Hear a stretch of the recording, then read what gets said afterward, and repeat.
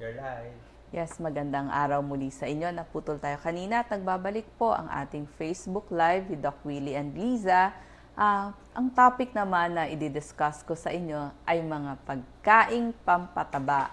So, ito naman, pang-adults ito, pero pwede rin din sa mga bata. Kung medyo lahi ho natin payat, tapos gusto nating tumaba o magkaroon ng mag-gain ng konting weight, ito po yung mga pwede nating kainin, ano? Syempre po, pagkakain tayo ng mga milk, full cream milk, wag yung mga milk na less fat kasi mas konti pang calories noon. Yung mga full cream milk, mas mataas po sa calories. At ito po yung mga example pa ng mga pwede nating dagdagan kainin o mga tinatawag na high calorie na pagkain na okay pa naman, healthy din, at para dun sa mga gustong magdagdag ng timbang, ang number 1 po, nuts and seeds. Ito po, yung mga kasoy, pistachio, mani. Magaganda pong mga ano yan, mga good fats po ang ibig sabihin. So, isang dakot po, ibig sabihin, isang dakot na nuts, 200 calories na agad yan. Mayaman pa po sa vitamina at mineral at good fats din po ang makukuha natin. So kung magme-merienda tayo, gusto natin syempre healthy. So ito po yung mas kakainin natin, ano? Peanut butter po, healthy din kasi galing to sa mani. Yan po, 94 calories isang kutsara nito kapag pinalaman ninyo. So maganda yan sa mga batang payat at saka yung mga school children natin na gusto ninyong dagdagan yung kanilang timbang. Yun po mga dark chocolate. Kung pipili po tayo ng tsokolate, syempre gusto natin healthy. Piliin po natin yung mga dark chocolate. Mas healthy po ito kesa dun sa mga, okay din po yung mga milk chocolate kung gusto nyo magpataba. Pero if you want a little more healthy, pwede po dark chocolate ang piliin natin. Pero kada kain, ano po, mga ganitong karami lang po. Ito tamang-tama to mga ilang grams ba to? Ito pong ganitong kalaki, tama-tama lang. Isang kainan. Yan. 145 calories po ang isang ganito. So, marami po itong flavonoids at antioxidants na maganda sa puso. Tapos, yung mga pagkain nagdadagdag ng cheese or nilagyan ng cheese, nakakadagdag din po yun ng timbang. So, mga keso, ilalagay sa ating mga sopa, sa ating mga spaghetti, sa mga tinapay, sa sandwiches, kahit po anong potahe, makaka-add po ng calories dun sa mga gustong magpataba. Kasi po, 100 grams, yung kapraso lang po nito, 100 grams, ano na po yun? 300 to 400 calories ang taglay na calorie nun o pampataba. So, pwede rin. Ang maganda dito, marami po itong protina, calcium, at zinc. So, yun. So, ito po. Pero kung ayaw nyo namang gaano tumaba, iiwas kayo doon sa maraming keso. Pero pag gusto nyo magdagdag ng timbang, pero sa mga children po, importante kumakain sila ng keso.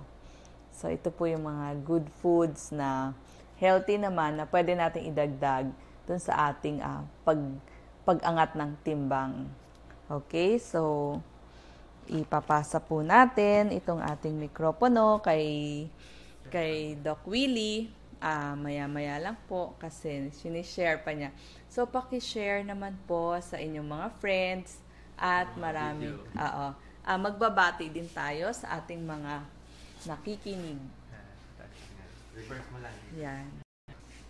Reverse? Yan, na-reverse na. At lalagay ko lang po yung ating mikropono. Ang next topic ko, Lisa, ito breakfast is best for the day. Opo. Pwede mo na rin usahan. Ang breakfast po ang pinaka-importanting pagkain natin sa araw. maghapon. Kasi po, marami itong nagagawa, makakaiwas tayo ng mga sakit. Tapos yung mga anak ninyo, kapag nag-almusal sila, mas nakakaintindi o nakaka-absorb sila ng lesson. Isa nga po ito sa mga tips sa pagiging matalino. Kung gusto nyo maging matalino yung inyong mga anak, ipa-breakfast po natin sila. Yan. Oo. So, May mga benefits ng breakfast.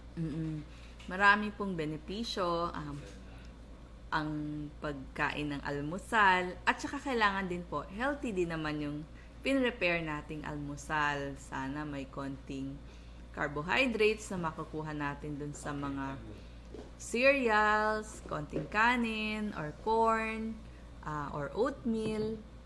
Tapos may konting protina kayo. Halimbawa po, isang egg. Tapos lalagyan din natin ng mga prutas o konting gulay. Yes, maraming benefits yung breakfast, di ba? Alam ko marami sa inyo hindi nagbe-breakfast. Pwede mag-comment dyan.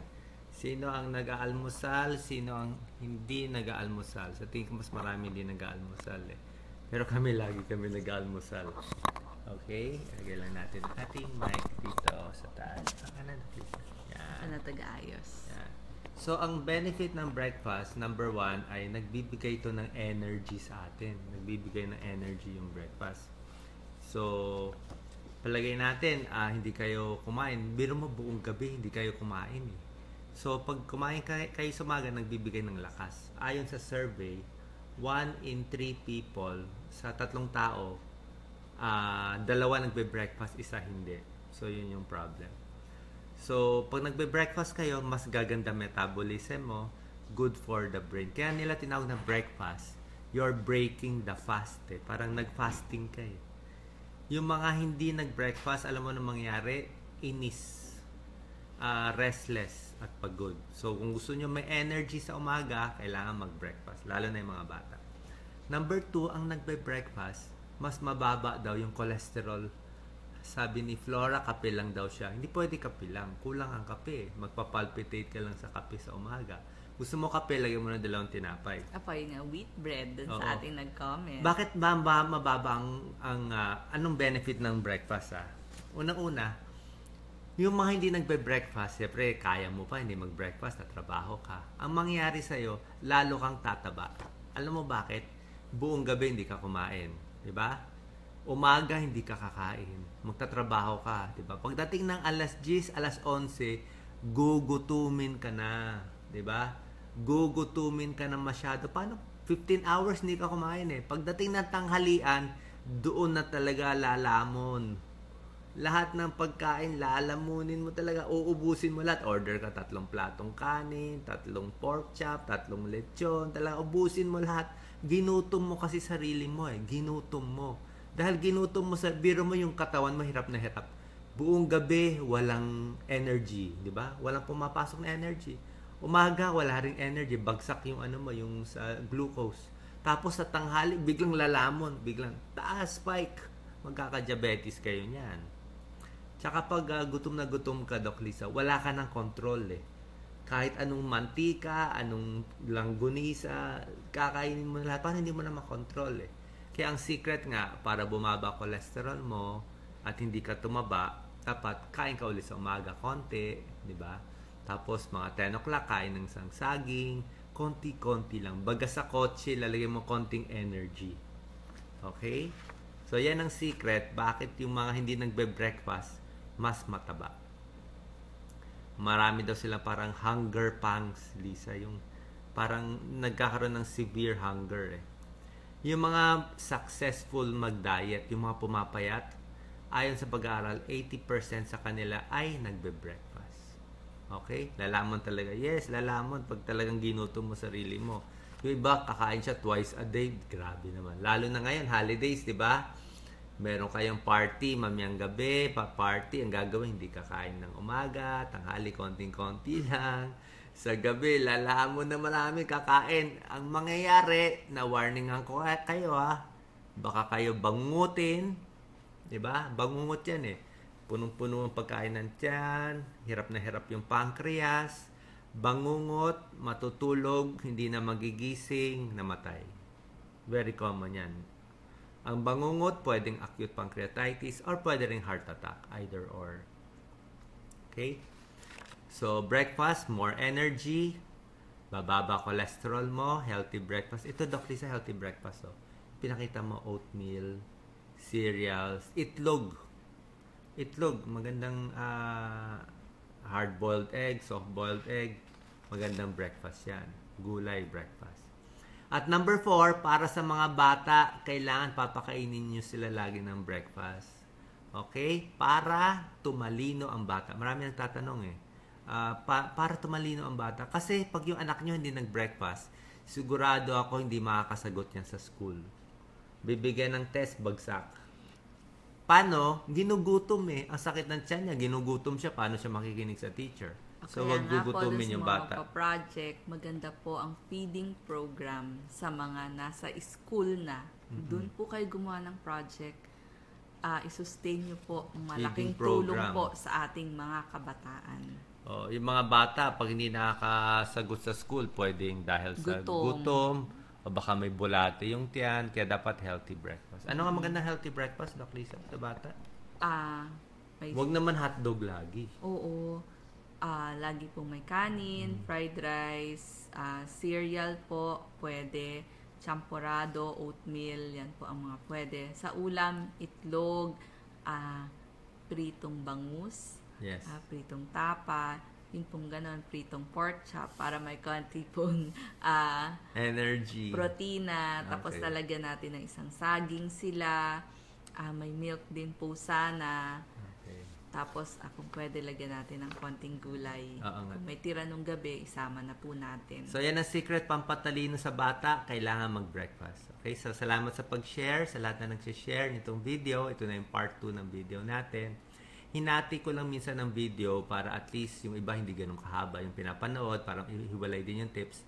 Tsaka pag humihina kasi yung internet, Doc Lisa. Pag humina yung internet, nawawala yung ibang followers natin, kaya inuulit ko. Yes, idagdag ko lang, di ba dito lang sa Pilipinas merong top silog, bang silog, di ibig sabihin maganda talaga yan. Bang silog. Oo, bangus, kanin with itlog. Yan. Yun, di ba dito lang sa atin meron yan. So yan po ang ipakain natin sa mga estudyante natin at doon sa mga papasok sa opisina. Yes, pampatalino. Kasi parang hindi rin mainit ang ulo ng mga nasa office. Kasi pag hindi sila nakapag-almusal, mas irritable sila. Yes, that's a number 5 tip. Yan ang benepisyo ng breakfast ay pampaganda ng work performance. Kaya kayong mga amo, pag yung mga trabahante nyo, hindi makatrabaho, mali-mali ang trabaho, ibig sabihin gutom yun.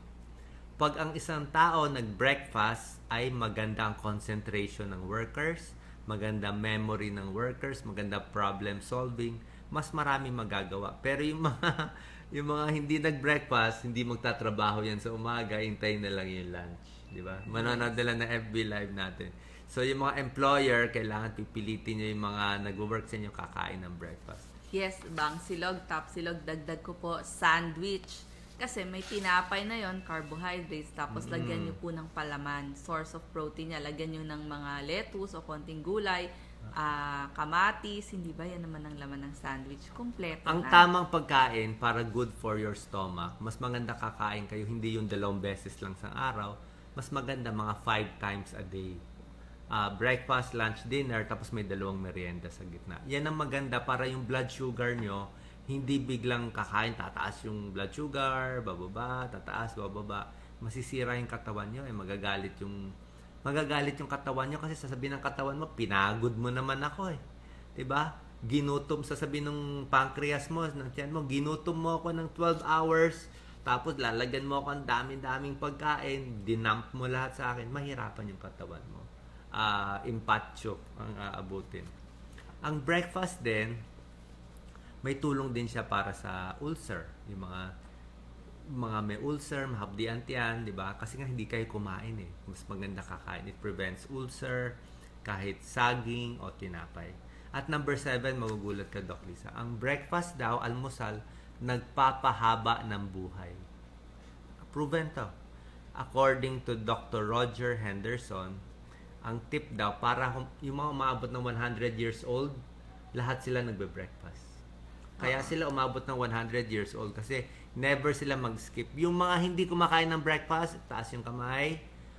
Ayon sa pag-aaral ni Dr. Michael Roizen, kasama to ni Dr. Oz sa US, yung mga libro nila. Si Dr. Roizen, pati si Dr. Oz. Yung hindi kumakain ng breakfast ay namamatay 1.5 times earlier. mas mataas sila. Mas mabilis mamatay yung hindi nagbe-breakfast. Bakit? Swing ng swing yung blood sugar eh. Nagluloko, nagkaka-diabetes, sisira yung katawan. Kaya dapat talaga itong mga benefits, energy, lower cholesterol with breakfast, helps control your weight, improves kids concentration sa school, tumaas yung IQ, at grades ng bata, yung mga adults, maganda performance nyo, good for iwas sa ulcer, at pampahaba ng buhay. Tulad na sa mo healthy breakfast, Dr. Isa, egg. Okay ang egg. Lagyan ng yogurt, lagyan po ng milk. May nag-text sa atin, Okay. para lang daw yan sa may budget. Alam ko po, marami Ano may sa budget? atin, Mura lang hindi naman. nagbe-breakfast kasi po kulang sa budget. Pwede naman po 2 pandesal, palamanan lang natin ng peanut butter, may baong tayong tubig o isang saging. Yun po ang kainin natin sa almusal. Kasi pwede naman tayong dumaan sa panaderia dun sa kanto para magkaroon tayo ng almusal. Sa yung tinuturo natin po, hindi nyo naman kailangan maging mayaman para maging healthy eh. Maraming mayaman nga hindi healthy eh. Yung mayaman nga ang hindi healthy, paano lagi kumakain sa hotel? Lagi kumakain ng May steak. butter. Lagi kumakain sa restaurant. Hindi healthy, puro betchin kinakain. Mayaman nga eh. Pag mahirap ka, pwedeng hard-boiled egg na lang. 2 itlog, kung kaya mo araw-araw, okay lang yun. Dapat nga 1 egg a day, pero kung wala ka pera, 2 hard-boiled egg, di ba, nabibili sa kanto, yan ang pinaka breakfast o lunch. Saging, 2, 3 saging, kung kaya mo 3, 4, okay din yan. Banana Q, kung gusto mo yung banana Q, pwede rin, di ba? Ano pa ba mga mura, Mas Doc Lisa? mura pa rin kasi yung luto sa bahay, dun sa mga nagtitipid. Kung ano po yung tira natin kagabi, yun na po yung baunin natin ngayong almusal. Meron naman mga mura, mga tinapay, itlog. Tapos sa mga busy nanay, kung talagang busy ang ginagawa po, pagdating ng linggo, magluluto na ng isang kasirolang adobo o menudo. Tapos yun nga lang po, medyo paulit-ulit. Pero at least may baon everyday ang inyong asawa at mga anak. At saka Star kayo din margarine. po, pagpunta sa inyong Yes. trabaho. Tinapay at kape, okay naman Okay eh. po. Tinapay at kape, walang problema. 2 hard-boiled egg, Pero kasi, yung tinapay, carbohydrates lang. Yung kape, sugar lang. So, may carbohydrates ka, ang kape mo, parang carbohydrates din yon. Kulang ka pa ng protein. Diba? Kailangan mo may protein. Protein, muscle eh. Muscle. Pag walang protein, walang muscle eh. Ang laman ng muscle natin, protein. Ano yung may protein? Yung itlog may protein. Isda may protein. Mani may protein. Peanut butter may protein. Kailangan nyo rin ng protein eh. Gatas may protein. Diba? So, kailangan may protein din. Okay?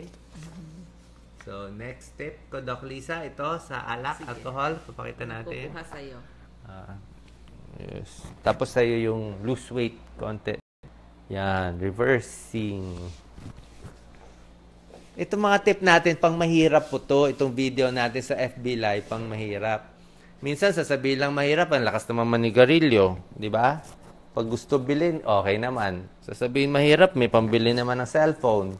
Di ba? So, doon na lang tayo sa healthy foods. Mas maganda pa. Yan. Sa bundok nga, gumagamit sila ng cellphone eh.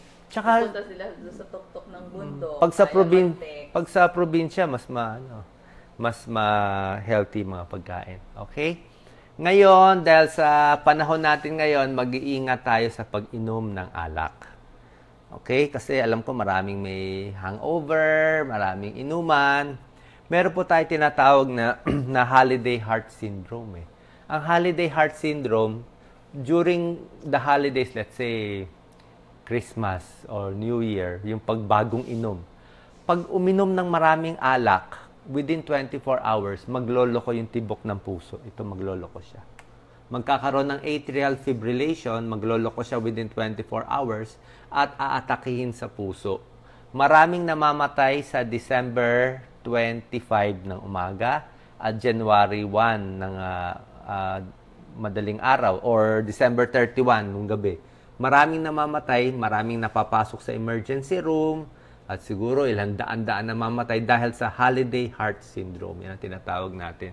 Dahil ang daming, una-una, bakit inaatake sa puso yung mga tao? Diba dati, Doc Lisa, may pasyente tayo, barangay captain, na holiday heart. Kaya nga tinawag na holiday. Nagkaroon ng holiday, tapos nag-heart attack.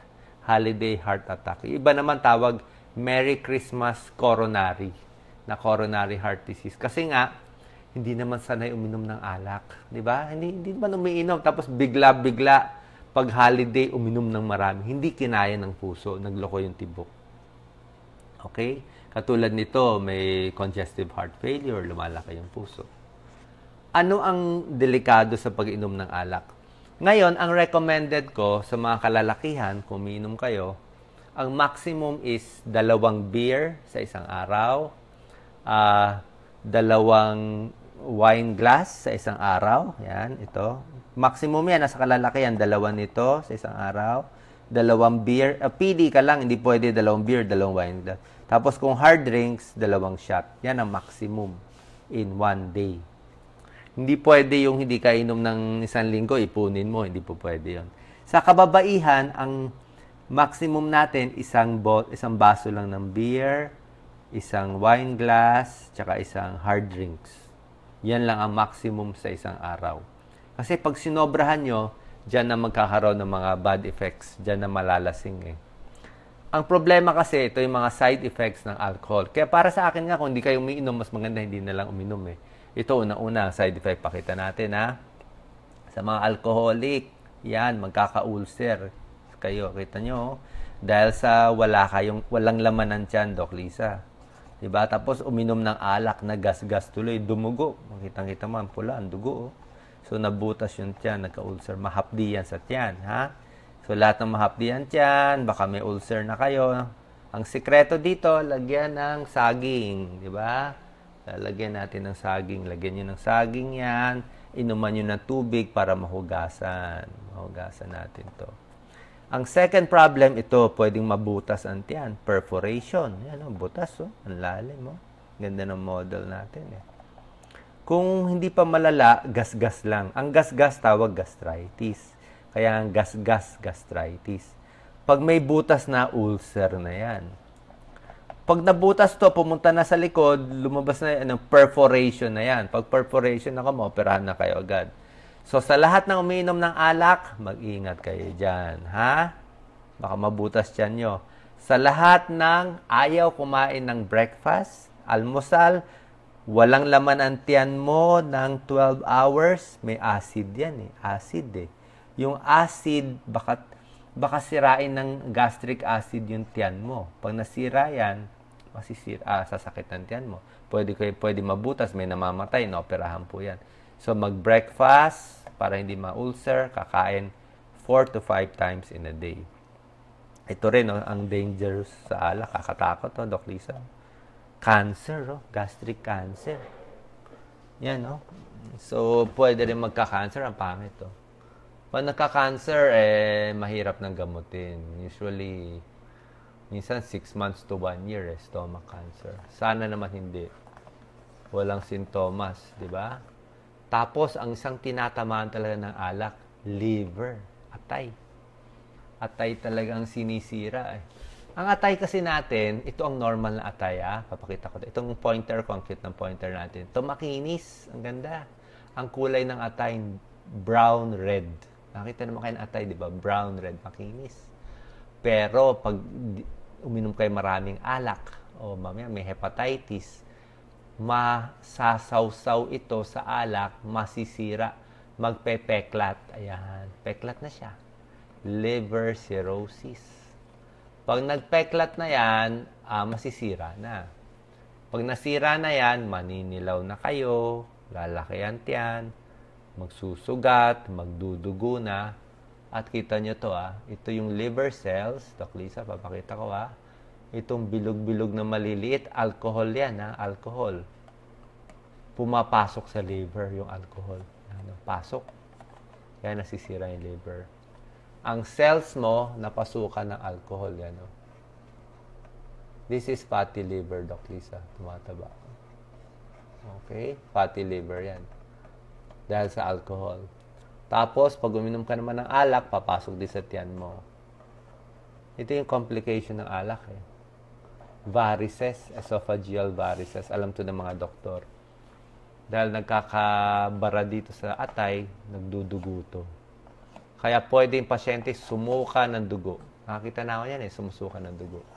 Or tatain ng dugo. Okay, kaya iwas tayo sa alak. Doc Lisa, matulungan mo ako konti. Effect ng alak, masama rin sa utak. Di ba? Nasasaw-saw sa utak. Pwede ba ma-explain konti? Kasi nasa pag-inom. Kakainom ng alak, nagkakaroon tayo ng damage dun sa ating brain at nerves. Hindi lang po utak, dun din po sa nerves. Mawawalan ka ng memory, so memory loss. Yung iba, syempre, nahihimatay, nauuntog, nababagok, nakokoma. Tapos, yung mga talagang heavy drinkers o yung mga alcoholic o laging naglalasing o manginginom, merong mga short-term memory loss na sila. Tapos, hindi ba, yung paningin nila, nagdodoble vista. Yun, so nawawala ng balance, nagkakaroon ng panginginig ng kamay, tapos mas mainit ulo, o kaya isip nila, merong mga sumusunod sa kanila. Yung iba po, sa sobrang dami ng nainom, nagsi-seizure po. Oo, yung nangingisay, ang ibig sabihin. Tapos nawawalan din po ng pakiramdam ang kanilang mga kamay at paa. At yun nga po, loss of sensation at loss of intelligence. Ito pa, mas matindi, Doc Lisa, sa mga umiinom, lalo na yung mga buntis. Naku, kita mo yung mga... Yung bata, kita mo itong bata, kawawa yung bata sa sinapupunan. Yan, mga buntis, Yan, kita mo, umbilical cord. Ito yung daanan ng dugo ng bata. Ito yung blood ng nanay, itong blood ng bata. Nakita niyo itong mga bilog-bilog? Alcohol yan, no? Alcohol to, pag uminom yung buntis ng alcohol. Yung alcohol pupunta sa bata. Malalasing yung bata. Pumasok yung alcohol. Nalasing yung bata. So, anong mangyayari kung malalasing yung bata? Pag nalasing yung bata, masisira ang utak ng bata. Okay? Paglabas ng bata, nabobobo siya, mentally retarded yung bata, mababa yung IQ ng bata, kaya kung yung mga anak nyo mababa ang sa school, baka uminom kayo ng alak, mas maliit ang utak ng bata, may mga birth defects, hindi lumalaki. Ang tawag dyan, fetal alcohol syndrome. May pangalan pa fetal alcohol syndrome. Sa mga kalalakihan, pag inom ng alak, pwede rin daw ma-impotente, di ba? At syempre, ang pinakadelikado sa alak, papakita natin dito, mababangga kayo. Bangga. Tumawid. Di ba? Tumawid na lang.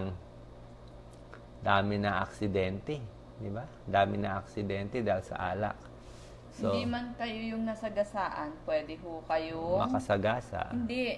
Kayo bubunggo at magigising na lang kayo, nasa ospital na ho kayo. Drunk driving, kita mo to, nahulog na yung glass. Hulog na siya, hulog Okay? Ito yung levels of intoxication, dapat ginagawa na to sa Pilipinas. Meron na tayong breath test. Ang legal limit ito 100 milligrams per DL. Ito po yung legal limit. Sorry, magalaw. Ito. So, pag konti lang lasing, mild intoxication. Altered mood. Pag ito, lampas na sa legal limit, ito na. Hindi na nahihiya. Kung ano na gagawin. Wawala. Hostility, papatay na, babarel, slurred speech, double vision. Ito, huli na kayo ng pulis. Pag umabot dito, inom pa na inom na alak, comatose na, patay na yung pasyente. So, ito yung mga side effects natin ng mga alcohol. So, ingat lang tayo. Para sa akin, mas maganda, wag na lang uminom. May namamatay po pag hindi nakayanan ang pag-inom ng alak. Mas maganda hindi na lang uminom kung hindi naman talaga kayo umiinom. Siguro, short tips lang on weight control. Lisa, 3 minutes lang. Siguro. Short tips on weight control. Itong mga final tips natin on weight control, mga bad effects of being overweight. Yan, di ba? So, masama sa puso. Yan, overweight siya. Ano risk factors ng pagiging overweight? Ito, sobrang alak, nakakataba. Okay? Ito yung distribution ng fat. So, pag nagiging overweight kayo, dito tumataba. Yan. Ang ganda tingnan, di ba? Ang kababaihan, dito nagtatago yung mga taba. Yan. Ang lalaki, pag tumaba, sa tiyan. Okay? Sa hita. Pero ang babae, pag tumaba, saan nagtatago? Sa breast, sa bilbil, sa hita, sa puweto. Ito, may ano tawag doon? Mga cellulite. Pati dito sa batok, tumataba. Yan ang distribution ng fats sa mga lalaki at sa babae. Okay? So, ingat tayo, magda-diet tayo para hindi tayo umabot dyan. Yan kasi mga risk factors. Kahit yung puso na nabalot sa taba, kita mo, Doc Lisa. Ito sa baba. Yan, nabalot yung puso. Hindi, sa baba pa. That one. Yan. Namuti, nabalot eh. So, hinay-hinay ngayong Christmas season. Okay? Doc Lisa? Papaalam tayo at final greetings sa ating mga kababayan. Sana nagustuhan nyo yung mga na-prepare nating tips sa inyo. At ito na lang, ito, napakaganda. I will save the best for last. Last tip, wag bibitaw. Last na. Pagkain pampatalino. Tunay ba yan, Doc Lisa? Pagkain pampatalino. Brain foods. Last na tayo. Brain foods. Okay, ito ang ating very helpful daw, sabi ni Sarah. Sabi ni Leia. 5 foods na pampatalino bago tayo mag-goodbye, pero maganda to. Number 1 ay mani. May konting pag-aaral naman yung brain foods. Hindi naman talaga totally perfect, pero may tulong. Like mani, meron siyang vitamin E, meron siyang good fats. Okay? So, tsaka talagang solid yung mani. Sarap. Mani din peanut butter. Mani, di ba? Lahat po ng nuts, actually. Oo nga. Kasoy, at mga pistachio, mahal lang po sa Kakainin ko na ito Pilipinas. mamaya, pampatalino. Pero hindi naman agad-agad. Gano'ng karami, mga sandakot lang. Sandakot po, kada kain. Number 2, oily fish. Ang oily fish kasi, tulad ng mga Salmon, tuna, tilapia, sardinas, meron siyang omega-3 fatty acids.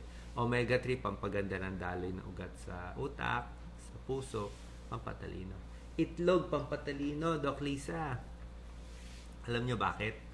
Ang itlog, meron siyang choline. Choline. C-H-O-L-I-E. Ang choline, yan ang ginagamit ng brain natin. Yung brain natin may mga nerves Ang tawag dun sa transmitter, acetylcholine. So, yung itlog, meron siyang component ng choline, maganda sa utak, maganda sa memory. Kano karaming egg? Mga 1 egg a day lang. Pero ikaw, Doc Lisa, mataas cholesterol mo, 1 egg. 3 times a week 3 times a week. 3 eggs in a week. Huwag naman 6 eggs a day, sobra dami. Ang kape, may tulong konti sa memory, pero short term lang. Kunyari, magte-test kayo bukas, uminom ka ng kape. May tulong konti, pero panandalian lang. Pangpagising kasi yun. Pampagising so, lang. pag may tinuro sa'yo, mas alerto ka, mas narinig mo. Mga yun lang yung reason 1 to 2 doon. cups lang of coffee. Pag sobrahan naman, kakabog. Diba? Kakabog din Ako hindi ako nagkakape. Number 5, yung pinakita ko, avocado. Good for the brain. May vitamin E, vitamin B, good fats. At pampaganda ng daloy ng dugo sa utak at sa katawan. Okay? Tsaka syempre, ito good for the skin. Ang pampatalino talaga, exercise. Pag naglalakad ka lagi, nagja-jogging ka, gumaganda yung daloy sa utak. So, iwas alak, iwas sigarilyo. Yan ang mga tips natin para tumalino. Thank you very much sa ating overtime tayo. Rafanan. Salamat. Salamat, Kawai Walashi. Salamat, Rhea Mezita. Yes. Leia Kasi. Betzel Duhay Lungsod. Charles Leaf for sharing. Yes, thank you very much sa lahat na nag-share. Yung mga ibang topics kasi na-discuss na namin. Ganito po. May nagtatanong about thyroid, may nagtatanong about G6PD. Ganito po gagawin ninyo. Meron na ako nasulat na 2,000 articles. Lahat na sa Facebook, lahat na sa Google. 2,000, lahat yan meron na. Meron na kaming videos, 800 videos. Nasa YouTube, 800. So, kung gusto niyo ng thyroid, i-type niyo lang Google. Lalabas yan yung thyroid articles ko. lalabas dyan yung thyroid videos ko. Marami na akong thyroid videos. Pinakita ko na hyperthyroid, hypothyroid, pagkain, bawal, pwede. So, meron na rin yan. I-check nyo lang sa Google or kahit sa Facebook, i-type nyo lang Willie Ong Thyroid. Lalabas na yan. G6PD, meron na rin ako 2 article. Lagay mo lang Willie Ong, G6PD sa Facebook, lalabas. Or sa Google, nandun po lahat. Pero one day, i-discuss din natin kasi very common yung problem sa thyroid. So, ang tip lang natin sa thyroid, siyempre kung may bukol, kailangan i-biopsy, kailangan makita ng doktor. Lalo na yung mga may bukol na maliit. Kasi thyroid cancer is curable. Yan ang magandang cancer. Ang pangit na cancer, stomach cancer. Nako, medyo mabilis mamatay. Brain cancer, mahirap. Lung cancer, walang kalaban-laban tayo lung cancer. Pero ang thyroid cancer, mabilis mapagaling kasi ito ang cancer na napakabagal. Ayaw niya kumalat Mabait na cancer Maraming may thyroid cancer, mabagal kumalat. Pag tinanggal mo, safe ka na. Okay? Salamat sa inyo, Orange Makapanan, Flor Makapanpan, Susana Magalang, thank you very much. So, salamat sa lahat ng nanood. Any final wishes? Yes, goodbye po. Ingat po tayo. God bless po. Bye-bye. Thank you.